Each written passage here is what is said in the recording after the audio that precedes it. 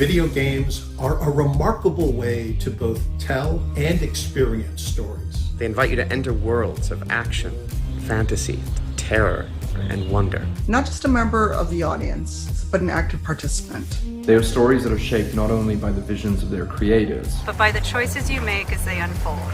They are changed by you, just as you were changed by them. This year, for the first time, Tribeca has selected 8 games. We hope they offer you a brief glimpse into the ingenuity and artistic scope that games have to offer the world, and why they belong at the forefront of our conversations about storytelling, both now and in the future. We can't wait for you to play them. Horror stories are often about seeing our deepest fears and anxieties made real in the form of ghosts, ghouls, and demons.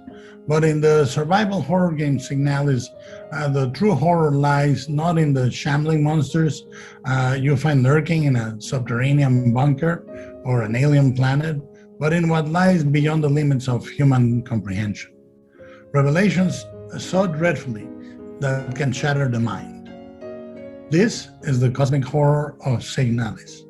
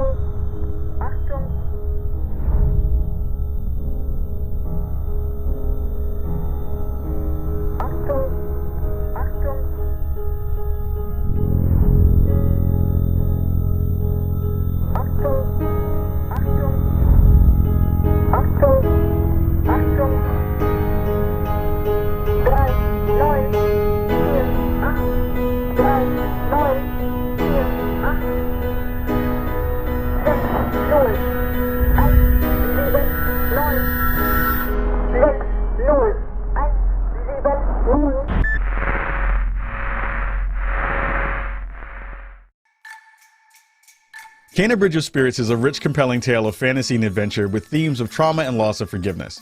And yes, it's full of fast-paced action and breathless battles with supernatural foes, but the first thing that hits you when you see it is the beauty of a debut game from a small but passionate team at Ember Labs, and how the stunning animation of its lush, magical world pulls you into a journey of a spirit guide trying to save a village haunted by restless souls. But why not let you see it for yourself? Here's our next official selection, Kena Bridge of Spirits.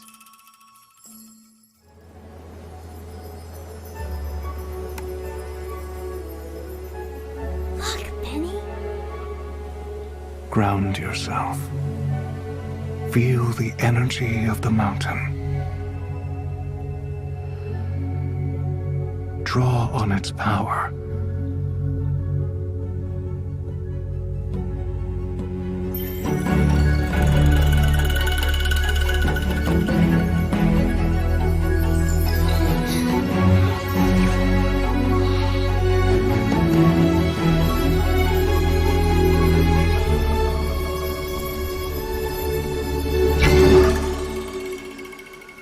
Lab is a really small studio. We have a background in film and animation. We got our start doing visual effects for films.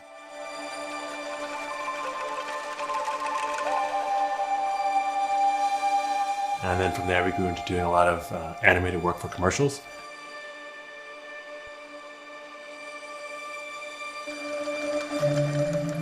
In between commercial projects, we would always siphon off some time to learn new things and be a little creative.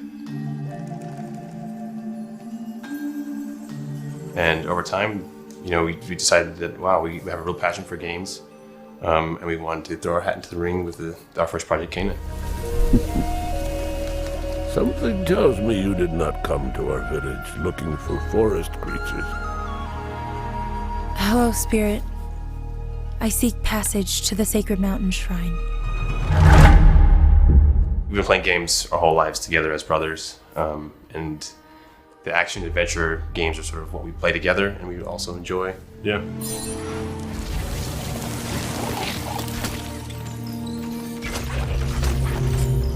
We kind of had this idea of the rot being a kind of a force of nature that was maybe working against you. It was kind of the enemy initially. And then I kind of had the thought to flip it, where the rot become your companions.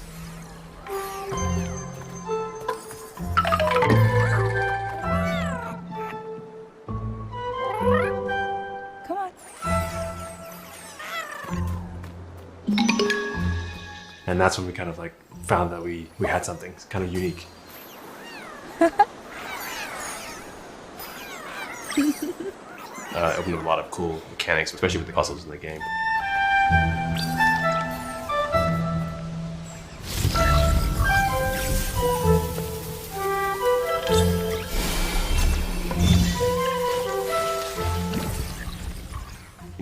With film, you can just put the camera where you want it. You can tell, you have complete control over what they're seeing, when they're seeing it, how they're seeing it. And in games, all that goes out the window. So communicating ideas or themes to the player is a lot more difficult, we found. Yeah.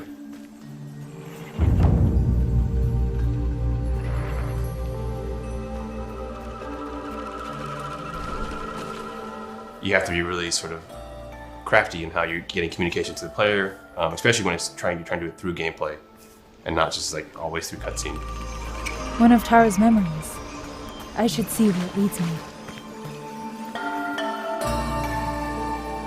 We love creating immersive experiences, and we try to really think about atmosphere and tone a lot when we're on the game development side.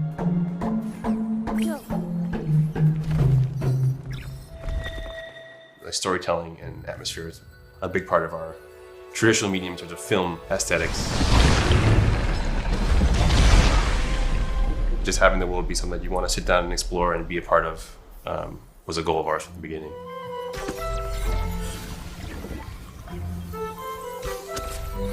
Having a nice team of really great animators who have worked together, I think, was paramount in terms of pulling off some of the storytelling we wanted to do with the game.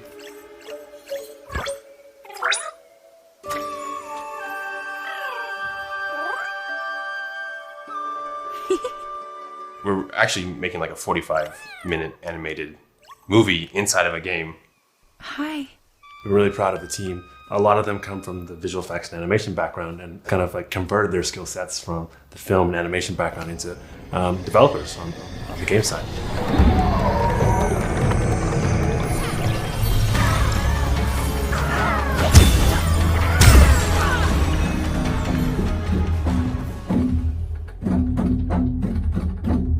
During the process of making the game, we also were introduced to a musical group called Sudamani. And we actually, Jason and myself went over to Bali to do recording for the soundtrack.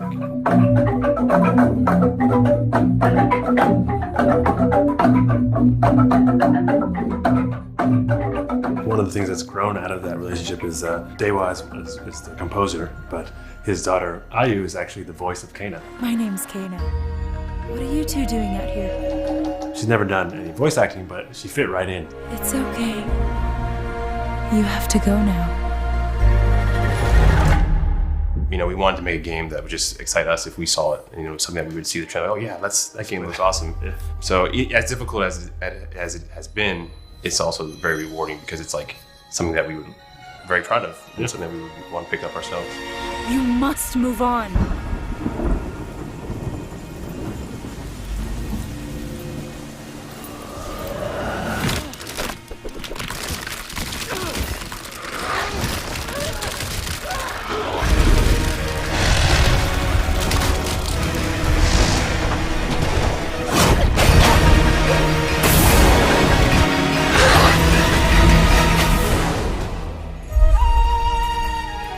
The path of a spirit guide is a lonely one. Southern Gothic is a uniquely American storytelling tradition, blending magical realism with dark tales of decay in the American South. Norco adds a dash of sci-fi to the Southern Gothic stew, weaving cyborgs and artificial intelligence into pixelated Louisiana landscapes, where the sun sets heavy and orange over the swamps, and oil refineries blaze like torches in the night. It is a place where people, memories, and secrets have a way of getting lost and buried. Dig them up if you dare in the haunting and extraordinary adventure that is Norco.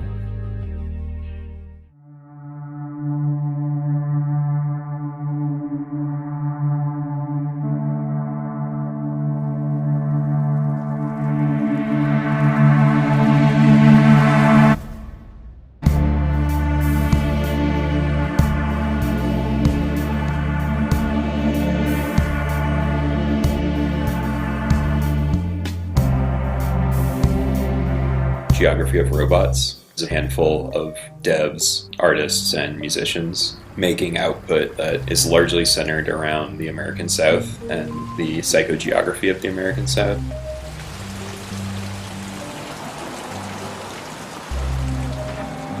Another one. Our first release is a game called Norco, which is about my hometown of Norco, Louisiana. A small, very industrialized town about 25 miles upriver from New Orleans.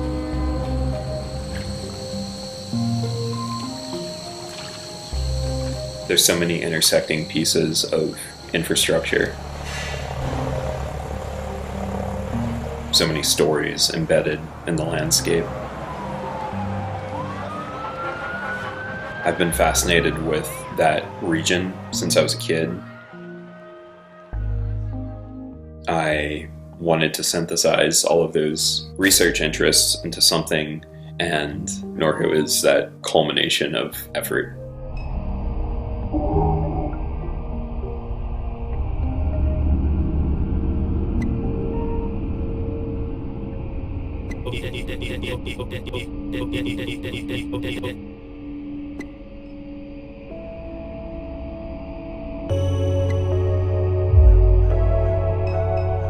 It draws from both reality and certain sci-fi tropes.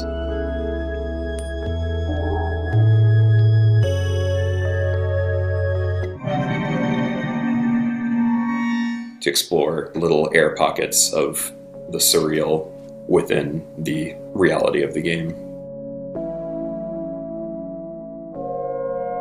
The primary benefit that we have working in this sort of adventure game point-and-click genre is that we've got just decades and decades of iteration to build on within this genre, going back to the old Lucas games, Monkey Island and such. What works for our story? What are the necessary mechanics to tell the story of Norco?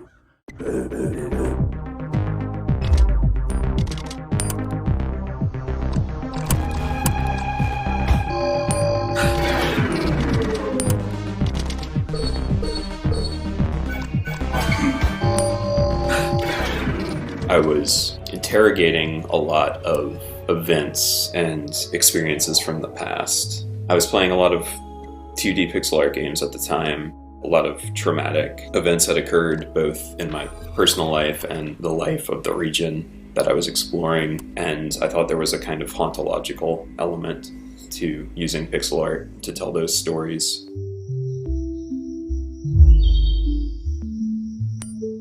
I don't have any artistic experience, and so doing a simple 2D pixel art game fit the best within my limited resources that I had.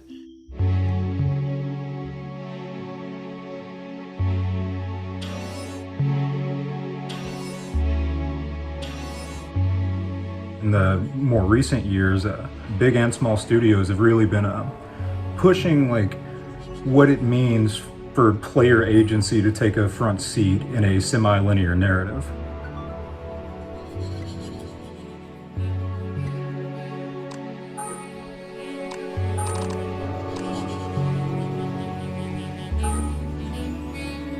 It has been an interesting journey, pushing the boundaries of the medium and kind of forcing it into this more complex, uncomfortable future.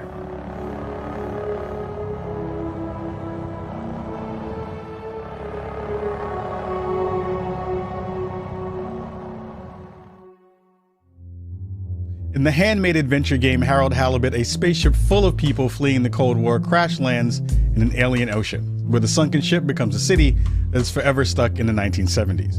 And when I say handmade adventure game, I mean that in a very physical, tangible way.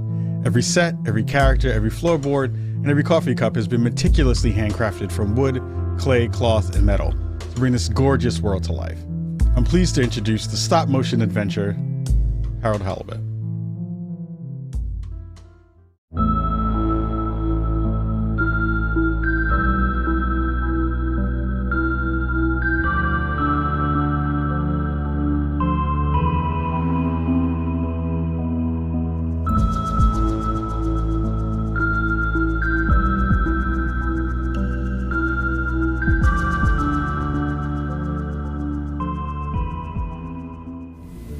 Hi, we are Slow Brothers, a tiny interdisciplinary game studio based in Cologne, Germany.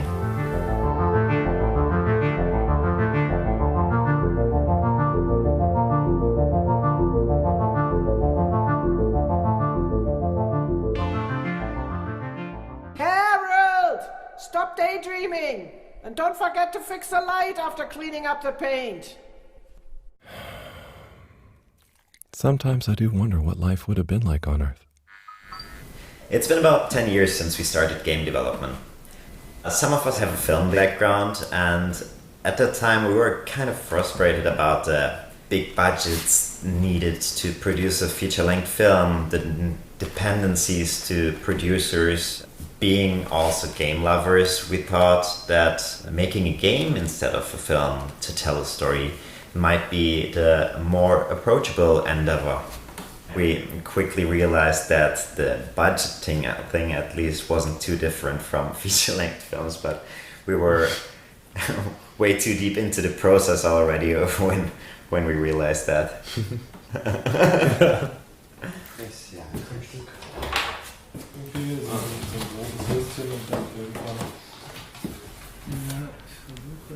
Our goal has always been to create an accurate recreation of a stop-motion film, to create a cinematic feel. And our initial approach was quite a lot of experimentation involved until we found our process that we use now, which is 3D scanning everything by using photogrammetry to create 3D models of the characters that we then animate using motion capturing.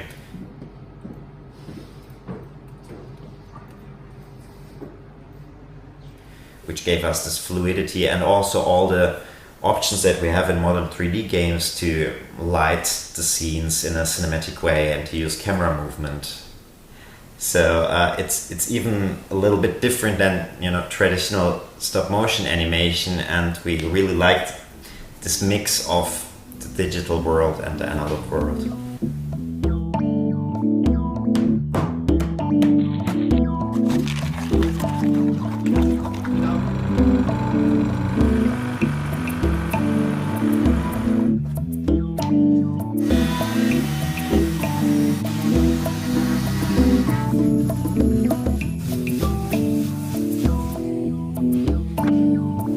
Heard a bunch of people questioning why we put such effort into building the sets and the tiny details.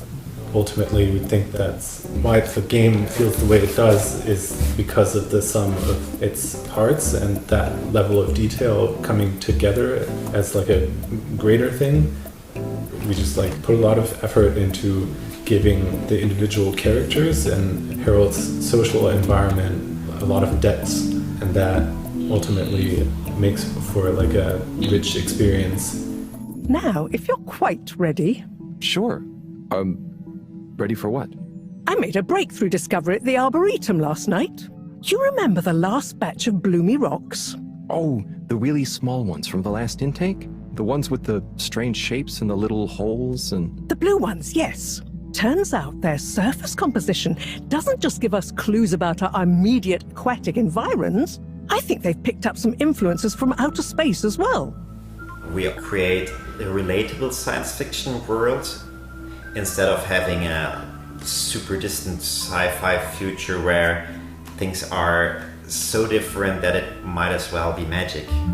It may have started with one man, but it took the hearts and minds of many more to make the dream a reality. That dream began at the height of the Cold War, when the world was on the very brink of annihilation. He conceived of an ark-like spacefaring ship.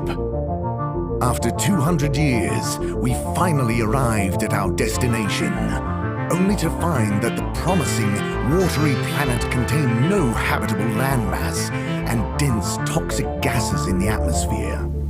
The Cold War seemed like a good starting point for the backstory of our game, and it enabled us to have this kind of weird mix of being stuck in the 70s on one hand and not living through the things we all know in our present, but also thinking into the future, the 200 years after that, and creating this kind of alternative timeline where things evolved in a different way. It's just that the professor and I need some sea rocks, filter rocks from older times that have come from the filters, and I feel like you might have one? Okay, look and listen here, Longy Long Pants. I shut the store for a reason, you know?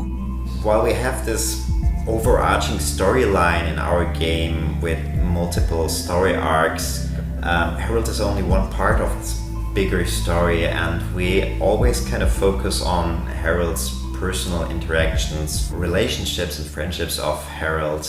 Harold! Good timing. You can explain things to the Major, can't you? Harold? Come here and explain things. So, Harry, how's life been treating you? Keeping fishy.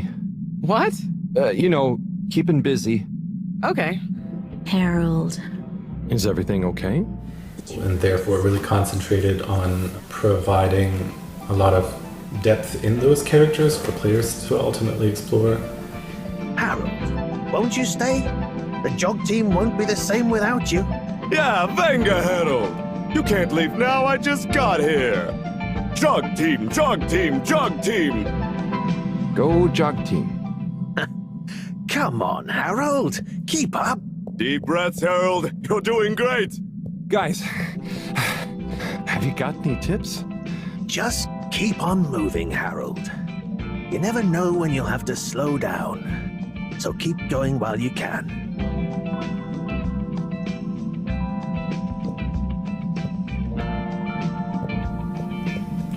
Ja, dat is toch goed.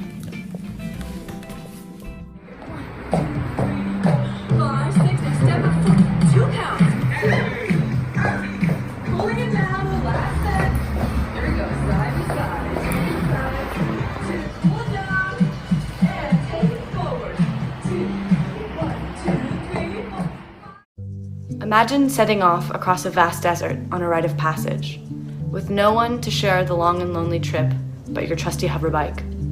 On your journey to the horizon, you will traverse a world of beauty and mystery, full of spectacular ruins, both ancient and futuristic. This is the joy of exploration, the thrill of discovery. And if you listen to the stories of the people and places you encounter, perhaps a chance to learn what you came here to understand. This is Sable.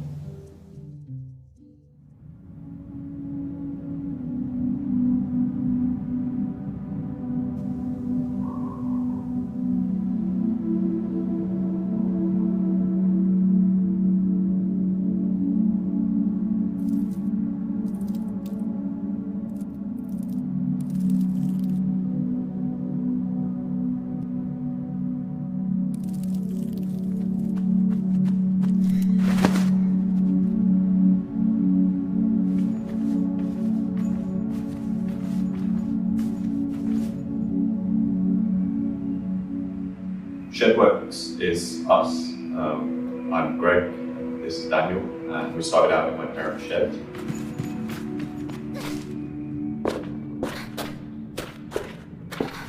Sable is the main character. She's a young girl who's leaving her home for the first time.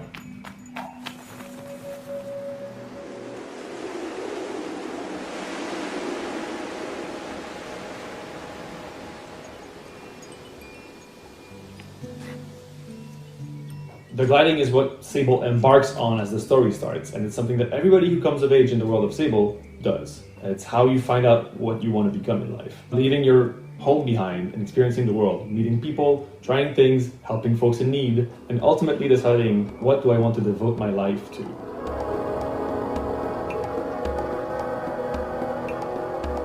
So much of the people here, the communities here, are defined by their vocation. You know, the desert that they live in is inhospitable, and so they've kind of had to come together and had to form groups around resources. And so Sable kind of goes from place to place, meeting different societies and cultures, built around completely different experiences of the same environment.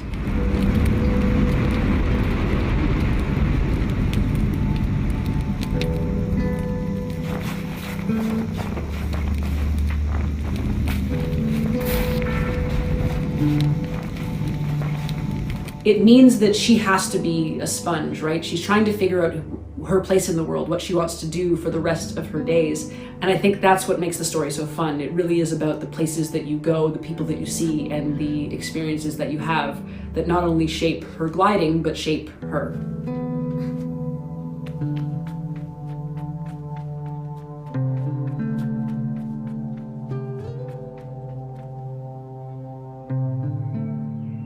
My dad and Daniel's dad went to architecture school together. You know, our lives have kind of crossed a bit in that period. Your mum taught me art at secondary school. By the time we were at sort of university age, that was when indie games have really kind of taken off as a creative sort of field.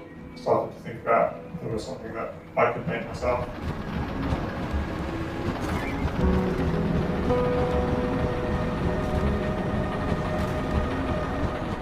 I studied architecture, Daniel studied comparative literature, but neither of us had any experience making games before we started making games.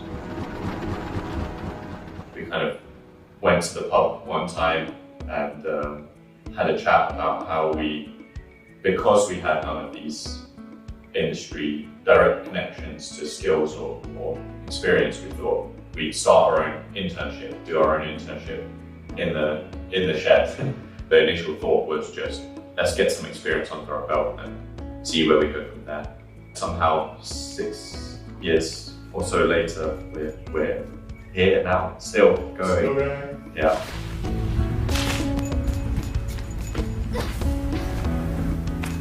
The thing that we've really tried to focus on is exploration, and we've kind of geared every design decision that we could around that focus. There's no real danger to the player in the game. It is quite relaxing in a way, but that doesn't make it less curious a world to explore, I think. I think the unique thing about it is how lonely it is, and the pace of the game is very laid back.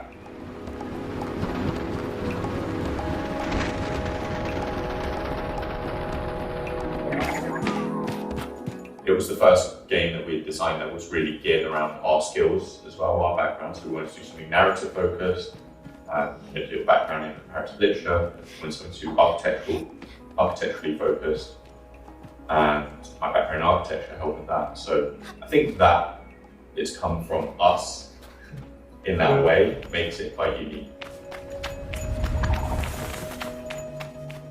We draw from a number of references and influences, I suppose. I guess some of the most obvious ones are the visual ones, right? Stuff like Mobius or Tintin, or Studio Ghibli, and those kind of pieces were always influential. yeah, it does have that mix of ancient and futuristic to our eyes, right, who live here, but to the eyes of Sable and to everyone in that world, that is all that they know. We brought Japanese breakfast onto the project really early on, like before we'd really started it, and so our music has kind of been there from the very beginning. So that's been the music itself has been a really big part of shaping where the direction of the game.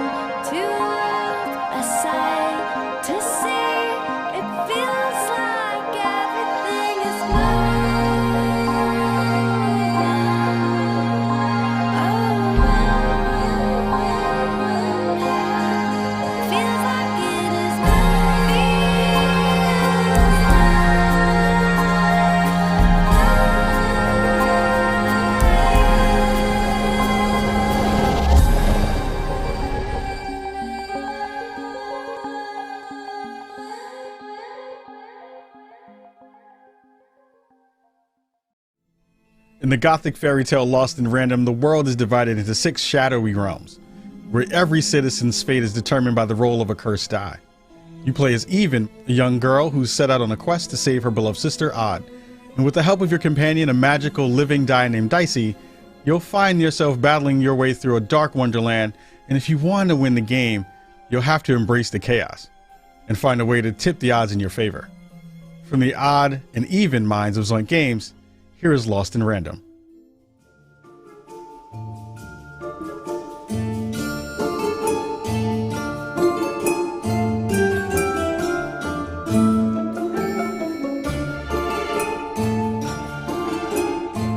So Lost in Random is being developed here at Zoink Games in Gothenburg, Sweden. We're about 80 developers with a few different projects, but Lost in Random is definitely our biggest and most ambitious project ever. We're known for doing quite narrative-driven games. We really want to make games that speak to people and touch people and make people think. Lost in Random is a 3D action-adventure game set in the gorgeous Gothic fairy tale world of Random.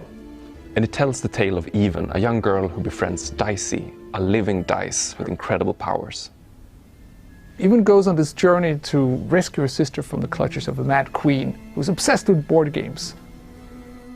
And so the queen decreed that any child who had turned the age of 12 would be given the grand honor of rolling her one true dice to show them their place in the world of Random. For Random is fair, Random prevails, and Random rules. Random rules. Even she's this naive young kid who's just, for the first time, going out into the world to find out who she is. It's really a story about the randomness of life and conquering the fear of it.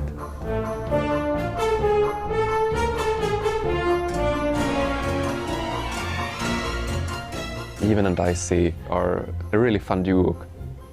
Even is this quick to anger, but she's not one to hold grudges, but she can easily get into a fight. And Dicey is there to hold her back.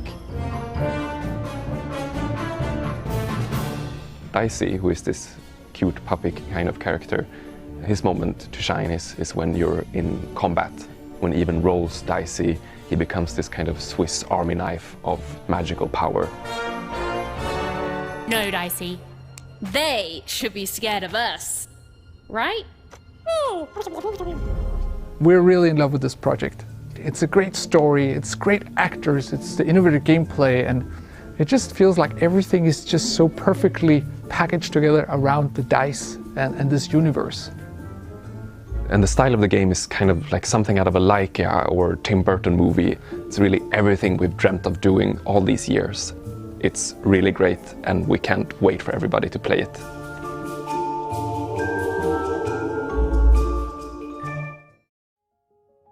In the interactive thriller 12 Minutes, You play as a man who becomes trapped in a time loop, replaying the same 12 minutes of one fateful evening in his apartment over and over again. Each time you're going to have the chance to make new choices, learn what led up to those terrible events, and perhaps even escape them. It's a story that's not just about how choices matter, but about how some stories can only truly be told when they can change, even just a little bit, every single time you retell them. It was a joy to participate in this project and lend my voice to the main character, and I hope you have as much fun playing it as I did making it. I am very proud to introduce a game where the end is only the beginning. 12 minutes. I have a surprise for you. Okay.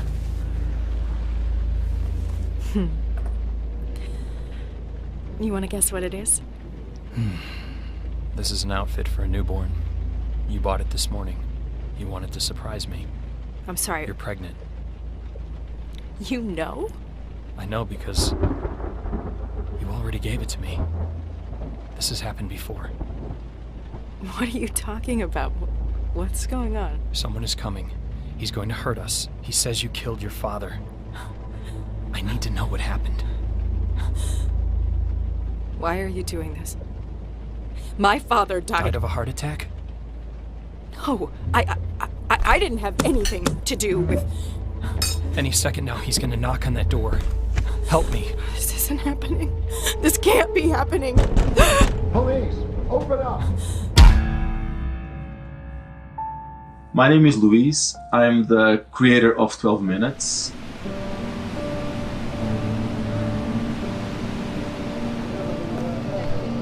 I grew up watching a lot of film. They always captivated me, and I tried to understand what were they doing. The pacing, the colors, the lighting, the composition, in order to create these emotions in me. What are the tools we have as game designers that allow us to do similar things? I think the biggest challenge is that usually when we think about narrative, we think about a linear progression. And in an interactive game, at least in 12 minutes, that information can come at any moment depending on what you've done. What's the occasion? I'll tell you over dessert.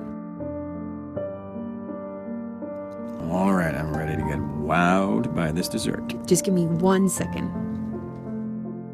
You know, I'm fascinated by the idea of if you knew what's going to happen, what would you do differently? 12 Minutes is an interactive thriller about a man trapped in a time loop. You come home from work, you're having an evening with your wife, then this cop shows up, he accuses your wife of murder. Hands behind your back, let's go. You try to stop him, you get beat up. Somebody help! Only to wake up back to the start of the evening. And then you have to use the knowledge of what you know it's going to happen to try to change the outcome and break the loop. Look, I know this sounds weird, but the day's repeating itself. What do you mean, repeating itself? I'm living the same chunk of time over and over again. Uh-huh. The reason the game sticks to a bird's eye view is because it allows you to very easily interact with the environment. Most video games, you have a third-person camera or a first-person camera, and I wanted to create something that is very accessible. So by doing a bird's eye view, you have like a floor plan of the apartment that you just click where to move. There was also the challenge of having the voices convey the emotions without seeing the faces. If someone is really stressed out, you won't have any facial expression, so you have to feel the stress in the throat. Particularly because you don't see our faces in it, you really are projecting whatever you're feeling onto the character. There's no facial expressions that are instructing you. Where you go in the game will, I think, depend on you as an individual. I just need some time to myself. Come on, babe, please, stop it. And if there's enough subtlety in the voice acting, in the movement, your brain will fill the rest. Because actors think in terms of motivations. You know, what's my motivation for this scene? And workshopping with them, figuring those things out, allows the characters to become alive and become meaningful in the way they behave. Look, I didn't mean to. This is never what I wanted. No, come on. I warned you. Look, you can't do this. It will be different things for different people. There are so many versions of the story that will either reveal something or show something, and you as the player are revealing how you deal with truth, how you deal with other people's truth. Working in interactive medium, you can make a story that becomes very personal to you, right? You're not passively looking at what's happening and processing. You're actually deciding. By allowing you to participate, to change it, and to mold the way it's built, in a way it becomes part of you. It's like you're part of the creative process that is happening. And because the game doesn't really give you a direction, the decisions you make are based on who you are. I'll prove it. Yeah, great, let's see it. Wow me. That allows you to explore a side of yourself that maybe you wouldn't otherwise. Silently repeat these phrases. May you be free from suffering. May you be free from fear. May you know peace and joy.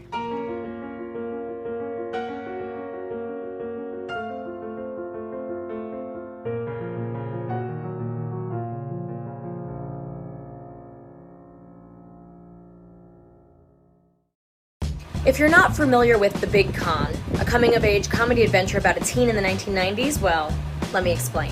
You play as Allie, a high school junior who learns that her mom is about to lose her video rental store to loan sharks unless they come up with over $90,000 ASAP. Well, there's clearly only one thing you can do. Run away from band camp, head to the mall, and become a con artist. I mean, that's just common sense. From the decade that gave us the World Wide Web and so much plaid, I give you The Big Con. The Big Con. The Big Con. The Big Con. The Big Con.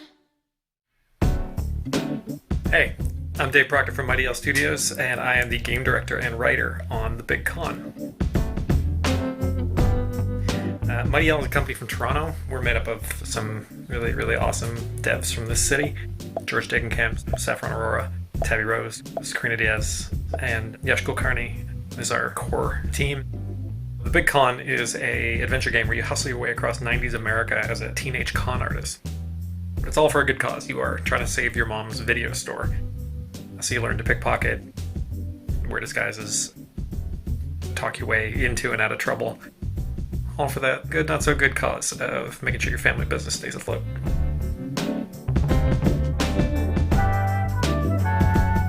You know, one of the toughest things about making this game was selling people on the non-violent crime aspect of it. Games with guns don't bat an eye, but you know, the moment you have to steal an old lady's wallet, people start to think maybe there's something wrong with you, which is fine. That's part of the fun of making this. It really helps us make something that, you know, challenges people and challenges ourselves, and hopefully helps us find a little bit of in-between in a story like this. Ultimately, Allie's doing crimes for a good cause, and you know, writing a funny and heartfelt story kind of helps justify those actions. So, you know, on the one hand, we get to make a game that we've never seen before, which is a con artist video game, and on the other hand, we get to kind of couch that in a conversation about small businesses surviving, and you know, a story about a mother and a daughter. And between that and the 90s, it really informed like what we were capable of coming up with in terms of this relationship. Like, who is Linda, Allie's mom, who raised her as a single mom and kept a business together and is tough as hell, and what is that person like, and what is her daughter like? How do they play off against each other? Allie can be, you know, she can be a teenager, she can be rough, she can be sarcastic. And this is something that we really wanted to see, and I think it brings a lot of truth to the game.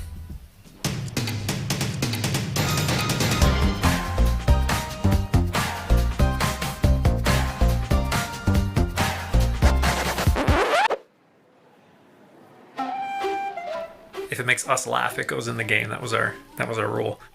Like, we really want you to explore and find stuff.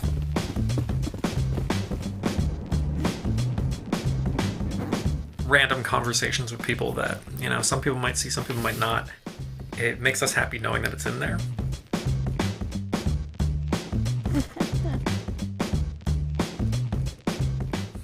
And it, I think, really builds on the feeling of like building your own adventure.